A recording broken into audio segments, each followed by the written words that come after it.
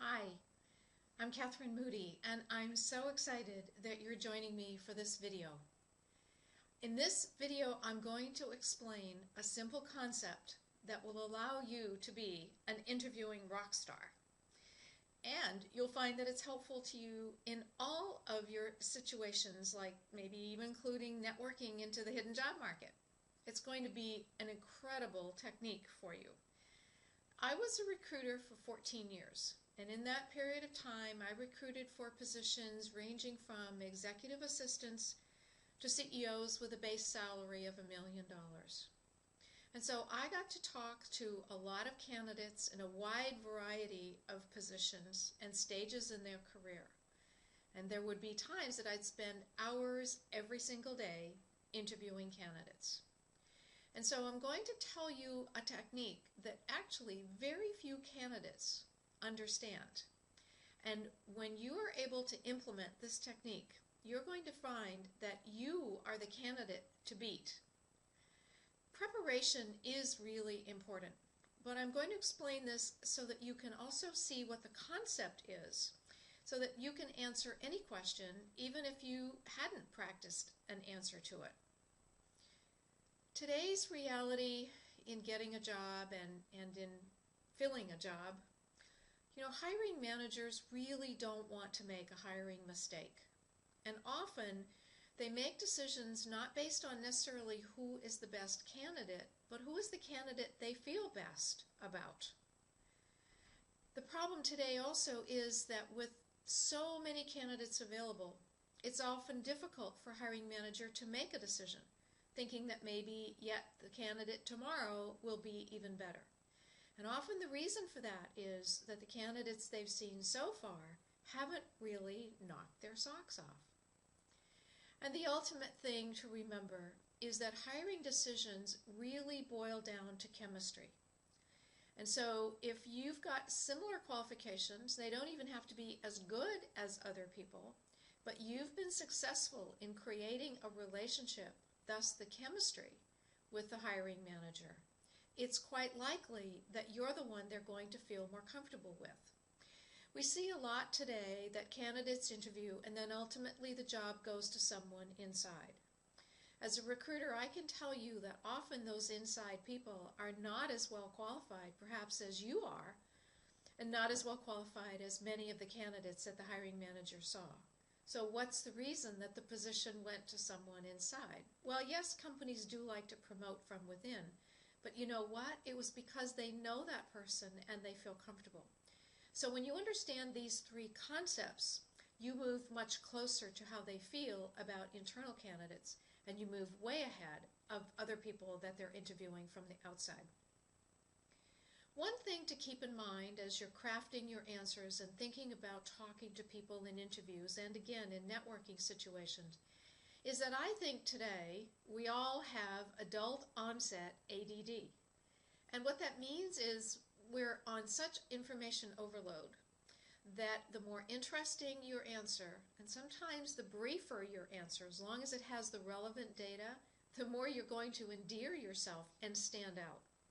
Often those long explanations, unless you know that's what the interviewer is asking you for, just really lose you the interview.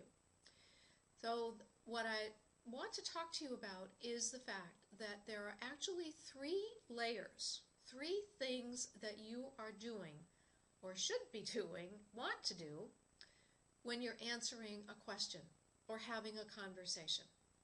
So the first is obviously that you want to supply the facts, you want to answer the question that the interviewer is asking. So I just will remind you again that a lot of times interviewers also have adult onset ADD, and so you may want to do a brief answer, ask what information they would like to flesh that out, and you'll get a sense very quickly if you need to expand your answers. You may be giving them exactly what they need, and you'll also get a sense if you're being too brief. So start off being brief. One of the best ways to convey to people the facts so that they know you have the skills or the experience is to answer them by telling a brief story. Because we all love stories, and because it makes it easier for them to relate to it. So I would say that stories are really key, and I would tell you that it is something that most candidates have too few of. I could always remember the candidates who answered with stories, and I would use those stories to tell hiring managers why they should interview those candidates. So stories are a great way to answer some of the questions. The second thing that you're trying to do as you're answering the question is to market yourself. And so many times I've heard candidates give me a recitation of the dry facts, but there was nothing in there that really helped me see them marketing themselves, making it clear that they were the candidate that would be right for the position. So one of the things that makes that difficult is it's hard for us to toot our own horn. And again, sometimes in stories that's easier. Another way to get your horn tooted and not feel like you're doing quite so much bragging, and it's so hard because now is when it's most important for you to toot your horn, and it's not any easier than it's ever been, is it? One of the things that you can do is go back and talk to previous people that you've worked for, and maybe clients, internal or external, people that you worked with as peers, and ask them about the results that they got when they worked with you. What were you able to deliver? How did they feel about working with you? And then in your interviews, instead of you saying, I give 100%, you can say things like, if you were to speak to my previous boss, he will tell you that I always gave 100% and I always made him look good. By the way, that's a direct quote. One of my clients went back and did this exercise, and that's one of the quotes that her previous boss gave her. How much more powerful is that than her saying, oh, I always give 100% and I'll make you look really good? You know, after a while, people just don't believe those statements. But when they come from someone else, they do. And remember that I said hiring managers really don't want to make a hiring mistake. And so if someone else who hired you has those kind of testimonials about you, it just lowers that hiring manager's concern. It's a really good thing to do. And the third level is to remember that what you want to be doing is building a relationship with that interviewer. Remember, it's going to come down to chemistry. Hiring managers, in addition to not wanting to make a hiring mistake, are also asking themselves questions like, do I like this person? Would I like to work with this person? Would this person fit in with the team, with the company, with the culture? And so what you also want to be doing as you're interacting with the interviewer and answering the questions is making it clear that you're the kind of person that they would like to work with. Let me give you 2 quick ways to do that. I want to tell you about a candidate I had who interviewed for a position, and the hiring manager had told me that what he really wanted was someone who had an MBA from Harvard. This was a mid-level marketing position. And so we had 2 candidates at the end, one who had a Harvard MBA and one who did not. In fact, her MBA was not even from an Ivy League school. They had somewhat similar experience. And I was really surprised when the hiring manager came back to me with his decision that they were going to hire the person who did not have the Harvard MBA. And when I asked him why, he said, you know, we felt so comfortable with her. She really is going to fit in. We know that she is a good fit. Now, she did not have the same quality of experience that the other candidate had. But the fact that she had used these 2 techniques I'm going to talk to you about made them feel more comfortable with her. So the first technique is what I call listening for the mother lode. And so when you're doing small talk with anybody that you meet in the organization, listen for the kinds of things that are a little bit unusual. If they talk to you about the weather and they say, you know, it's going to rain, but it would be good for my garden, that's an indication that maybe that's a topic you can pursue. Just briefly, talk a little bit about their garden. But what you've done is you've made a connection, and I can guarantee you it's probably a connection that no other candidate has made.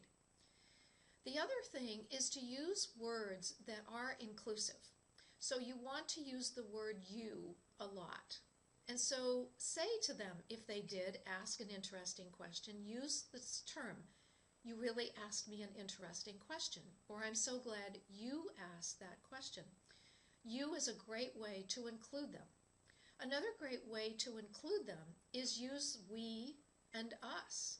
what you're essentially doing is kind of creating a little bit of that atmosphere, like, we have our own language, we have our own song. And so instead of saying, gee, it's a beautiful day, you can say, we have a really beautiful day today, don't we? And I know that might seem really silly, but it is the use of we that really makes them feel included. So when you use those terms, you start to build a relationship.